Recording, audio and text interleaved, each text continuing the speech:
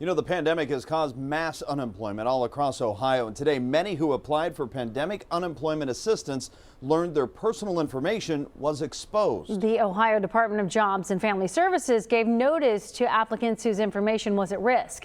WCPO 9 News reporter Sina Gabriab spoke with two people in Cincinnati who got that notice. The state hired Deloitte Consulting to develop the system where people applied for that pandemic unemployment assistance. Now, the two women I spoke with haven't received a penny yet, but they do have several worries. I have to protect my identity. It's heartbreaking.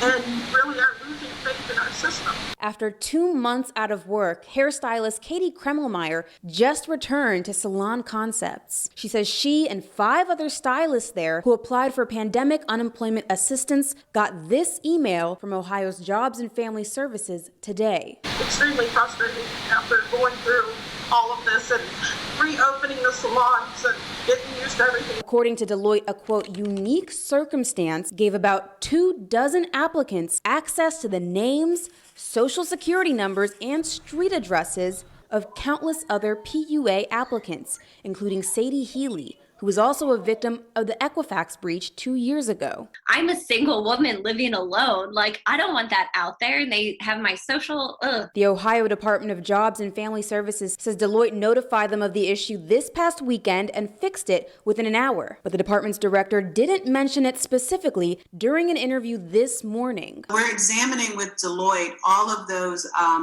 nuances and hiccups that are kind of endemic to standing up a new system. JFS later said it didn't want those affected to hear about it through the media, but at least one WCPO 9 News reporter JFS says it notified didn't get a release. In a statement, Deloitte said it will offer those impacted a year of free credit monitoring, but to Healy, that's not enough. how can we ensure that people who do not just have a computer at home with Wi-Fi are able to make sure that they are able to protect themselves and their families in a speedy manner? Now, WCPO 9 News did ask Ohio Governor Mike DeWine about this data issue today. He said the state apologizes and reiterated that this was an error on Deloitte's part. He also said Ohio is not the only state to have had this sort of problem with Deloitte. Sina Gabriab, WCPO 9 News.